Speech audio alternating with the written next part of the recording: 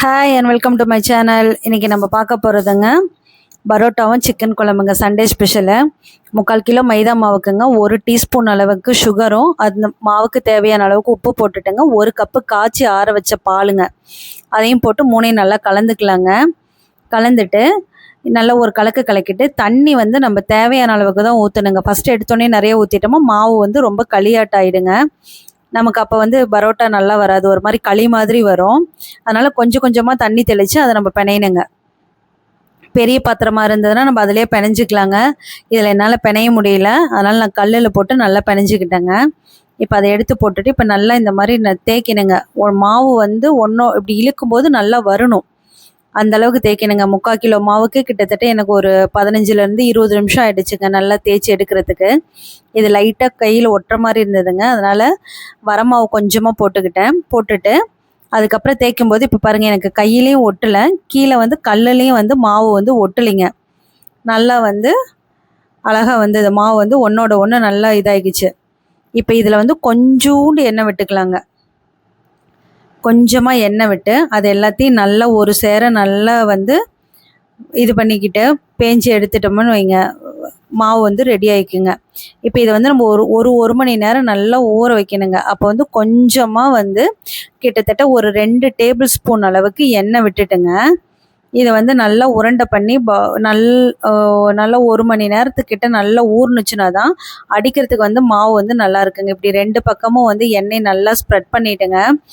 இப்போ நல்லா பால் மாதிரி ஒன்றுக்குள்ளே ஒன்று அப்படியே கொண்டுட்டு வந்தோமா பால் மாதிரி ஆகிடுங்க. அவ்வளோதான், இப்போ மாவு வந்து ரெடிங்க. இது வந்து ஒரு மணி நேரம் ஊறுட்டுங்க. அதுக்குள்ளே நம்ம குழம்பு வச்சுக்கலாம். கீழே லைட்டாக எண்ணெய் விட்டு இது போட்டுங்க ஒரு பாத்திரத்தை வச்சு அப்படியே மூடி வச்சுக்கலாங்க. அவ்வளோதான், மாவு ரெடிங்க. குழம்பு வச்சுக்கலாங்க. சின்ன வெங்காயம் தக்காளி எல்லாமே நான் பச்சையாக அரைச்சி தான் வச்சேங்க.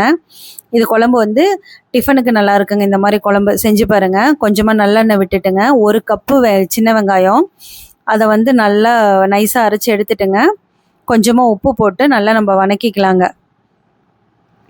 சின்ன வெங்காயம் கலர் சேஞ்ச் ஆகணும், அந்த ஸ்மெல் போயிடணுங்க. இப்போ பாருங்கள் லைட்டாக கலர் வந்து அப்படியே மாறுதுங்க. இப்போ வந்து இதில் கொஞ்சமாக நம்ம கருவேப்பிலை போட்டுக்கலாங்க. இது ஒரு வணக்கிட்டு இஞ்சி பூண்டு விழுது வந்துங்க 2 டேபிள் ஸ்பூன் அளவுக்கு நல்லா கூமாச்சியாக எடுத்தோமா நல்லா 2 டேபிள் ஸ்பூன் அளவுக்கு ஃபுல்லாக போட்டுட்டேங்க. இப்போ இதிலேயே வந்து அரைச்சி வச்ச ஒரே ஒரு தக்காளி மட்டும் அரைச்சி வச்சுருக்குறோம். 3/4 கிலோ தான் சிக்கன் எடுத்தேங்க, ஒரே ஒரு தக்காளி மட்டும் எடுத்திருக்கோம். இப்போ எண்ணெய் வந்து மேலே வந்து நல்லா மிதந்து வந்துருச்சுங்க. இப்போ வந்து இதில் வந்து நம்ம சிக்கன் வந்து சேர்த்திக்கலாங்க. 3/4 கிலோ சிக்கனு நான் வந்து ஸ்கின் ரிமூவ் பண்ணினது அதை போட்டுட்டேங்க. இப்போ இதை வந்து எல்லாமே வந்து நல்லா இதில் ஒன்றோட ஒன்று இதாகி வரணும். ஒரு 5 நிமிஷம் நல்லா நம்ம மூடி வச்சோமாங்க, கறி வந்து நல்லா இந்த மாதிரி திரண்டுக்கிட்டு உருண்டு வந்துடும். இதுக்கப்புறம் நமக்கு தேவையானதெல்லாம் சேர்த்திக்கலாங்க. 1/4 டீஸ்பூன் அளவுக்கு மஞ்சத்தூள், கொத்தமல்லி தூள் 3 டேபிள் ஸ்பூனு, மிளகாய்த்தூள் வந்து 1 டேபிள் ஸ்பூனுங்க, குழம்புக்கு தேவையான அளவுக்கு உப்பு எல்லாம் சேர்த்திட்டு நல்லா ஒரு வணக்கிடுங்க. இப்போ கொஞ்சமாக மட்டும் நம்ம தண்ணி விட்டு இதை வந்து வேக வச்சுக்கலாங்க. எடுத்தோடனே நிறைய தண்ணி விடணுங்கிறது தேவையில்லை. நமக்கு கறி வந்து வேகிற அளவுக்கு நம்ம கொஞ்சமாக தண்ணி விட்டுக்கலாங்க.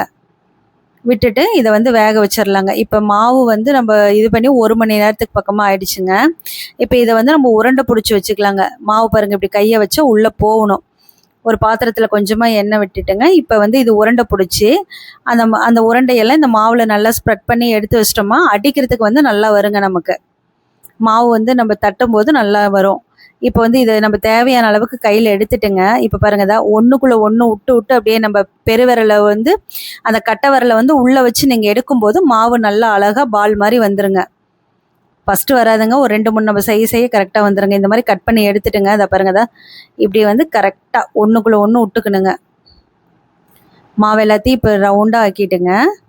இப்போ கட்டை விரலை உள்ளே விட்டு மீதி மாவை நம்ம வெளியில் வச்சோமோ பால் மாதிரி நல்லா அழகாக வந்துடுங்க. இந்த மாதிரி எல்லாத்தையும் நம்ம வந்து உருண்டை பிடிச்சி எடுத்து வச்சுக்கலாங்க. இதை வந்து எண்ணெயில் வந்து நல்லா வந்து ஸ்ப்ரெட் பண்ணிவிட்டு இது ஒரு 15-20 நிமிஷம் ஊறுச்சுன்னா கூட போதுங்க. அதுக்கப்புறமா நம்ம தட்டணுமா பீடா வந்து நல்லா வரும். அந்த பரோட்டாவுக்கு போடுற பீடா வந்து நமக்கு நல்லா வருங்க. அவ்வளோதாங்க. இப்போ இது ஒரு 1/4 மணி நேரம் இதாகட்டும், அதுக்குள்ளே குழம்பு பார்த்துட்டு வந்துடலாங்க. கறி வந்து வெந்துருச்சு. கறி வெந்துருச்சான்னு நம்ம ஃபஸ்ட்டு செக் பண்ணிடலாங்க. கறி வந்து வெந்துடுச்சு. அதுக்கப்புறமா தேங்காய் விழுது ஊற்றிக்கலாங்க. தேங்காய், பட்டை, கிராம்பு, ஏலக்காங்க, சோம்பு, கசகசா, கொஞ்சோண்டு பொட்டுக்கடலைங்க எல்லாத்தையும் அரைச்சி ஊற்றிட்டு குழம்புக்கு தேவையான அளவுக்கு மட்டும் தண்ணி ஊற்றிக்கலாங்க. அவ்வளோதாங்க. இது கொதிச்சுதான் குழம்பு ரெடி ஆகிடுங்க. இப்போ வந்து இது நம்ம தட்டி எடுத்துக்கலாங்க. இப்போ ஃபஸ்ட்டு எடுத்தோடனே அந்த உருண்டை கீழே போட்டு இப்படி உள்ளங்கையில் வச்சு இப்படி ஒரு அமுத்திட்டுங்க. மாவை வந்து மேலேங்கீழையும் பிடிச்சிக்கணுங்க. மாவில் கீழே 4 விரல், மேலே 4 விரலுங்க வச்சுட்டு கரெக்டாக நம்ம அப்படியே போட்டோமா அழகாக வருங்க. மாவு வந்து கரெக்டாக நம்ம பிணைஞ்சிருந்தோமா இந்த அளவுக்கு அடிக்கடிக்கு அது நம்ம எப்படி அடிக்கிறோமோ அந்தளவுக்கு நல்லா வருங்க. மாவுக்கு ரொம்ப கெட்டியாக இருந்தாவோ தண்ணியாக இருந்தாவோ இந்த அளவுக்கு வந்து நமக்கு வந்து பரோட்டா வந்து வராதுங்க. கரெக்டாக உள்ளங்கையில் அடிக்கணுங்க. மாவில் வந்து விரல் வந்து கீழே 4 விரல், மேலே 4 விரலுங்க. லெஃப்ட் வந்து கீழே இருக்கணுங்க, ரைட்டு வந்து மாவுக்கு மேலே இருக்கணுங்க. இந்த அளவுக்கு இப்படி கரெக்டாக பிடிச்சிக்கணுங்க. பிடிச்சிட்டு கரெக்டாக நம்ம துணி வந்து எப்படி துவைப்போங்க அந்த மாதிரி எடுத்து கரெக்டாக இப்படி விசிறணுமா அழகாக வருங்க. ஒரு 2-3 விசிறி பார்க்க அது கரெக்டாக வந்துடும். அவ்வளோதாங்க. நம்ம எல்லா உருண்டையும் வந்து நம்ம பீடாவாக ஆக்கிக்கலாங்க. ஃபஸ்ட்டு கொஞ்சம் இது தாங்க, அப்புறம் நம்ம போட சரியாக போயிடும். எதையுமே ஃபஸ்ட்டு நமக்கு செய்யும்போது அப்படி தாங்க இருக்குது. நம்ம செய்ய பார்த்திங்கன்னா நம்மளே பெரிய மாஸ்டர் ஆயிடுவோன்னு சொல்லுவாங்க பார்த்தீங்களா, அந்த மாதிரி தான். அவ்வளோதான். நம்மளோட இது வந்து ரெடி ஆகிடுச்சுங்க. பரோட்டா மாவு வந்து ரெடி ஆகிடுச்சு. கடையில் வாங்குறதை விட எப்பயுமே நம்ம வீட்டில் வாங்குறது தாங்க நல்லது. கடையில் வாங்கினோமா அந்த அளவுக்கு வந்து சுகாதாரமாக இருக்காது. அவ்வளோதான். குழம்பு ரெடி ஆகிடுச்சுங்க. கடைசியாக 1 டீஸ்பூன் அளவுக்கு பெப்பர் போட்டு குழம்பு வந்து எடுத்துக்கலாங்க. இப்போ நம்ம பிடிச்சி வச்ச பீடாவை கரெக்டாக உள்ளங்கையில் தட்டி, கல் வந்து நல்லா காயணுங்க. ரொம்ப ஸ்லோவாலாம் இருக்கக்கூடாது. கல் வந்து நல்லா காயணும். இப்போ வந்து நம்ம வந்து பரோட்டாவை போட்டு எடுத்தோமா நம்மளோட பரோட்டா வந்து ரெடி ஆகிடுங்க. ஃபஸ்ட்டு எடுத்தோடனே எண்ணெய் விடக்கூடாதுங்க. 2 பக்கமும் நல்லா திருப்பி போட்டுக்கிட்டு அதுக்கப்புறமா கொஞ்சமாக எண்ணெய் விட்டால் போதுங்க. ஏன்னா ஏற்கனவே வந்து நம்ம எண்ணெயில் தான் ஊற வச்சுருக்குறோம். அதனால் லைட்டாக எண்ணெய் விட்டு எடுத்தால் போதுங்க. கடையில் வாங்குறதெல்லாம் பாம் ஆயில் சேர்ப்பாங்கங்க, டால்டா சேர்ப்பாங்க. நம்ம வந்து இதில் எதுவுமே அந்த மாதிரி எதுவுமே சேர்க்கலை. பரோட்டா சாப்பிட்றது தப்பு தான். மாதத்துக்கு ஒருக்கா குழந்தைங்களுக்கு நம்ம வீட்டிலே செஞ்சு கொடுக்கலாம். அது இன்னும் பெஸ்ட்டு. குழந்தைங்களுக்கு உடம்புக்கு நல்லது. அதனால் வந்து இப்படி ட்ரை பண்ணி பாருங்கள், நல்லாயிருக்கும். செஞ்சு பாருங்கள், கண்டிப்பாக நல்லாயிருக்கும். நம்ம பிடிச்சி வச்ச எல்லா பீடாவையும் இதே மாதிரி தட்டி எடுத்து போட்டுக்கலாங்க.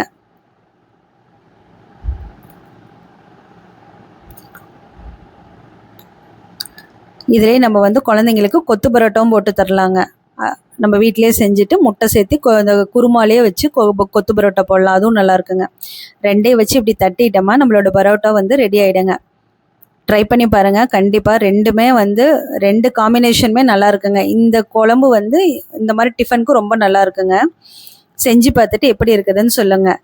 பிடிச்சிருந்தா லைக் பண்ணுங்கள், ஷேர் பண்ணுங்கள், கமெண்ட்ஸ் பண்ணுங்கள், மறக்காமல் சப்ஸ்கிரைப் பண்ணுங்கள். தேங்க்யூ ஃபார் வாட்சிங்.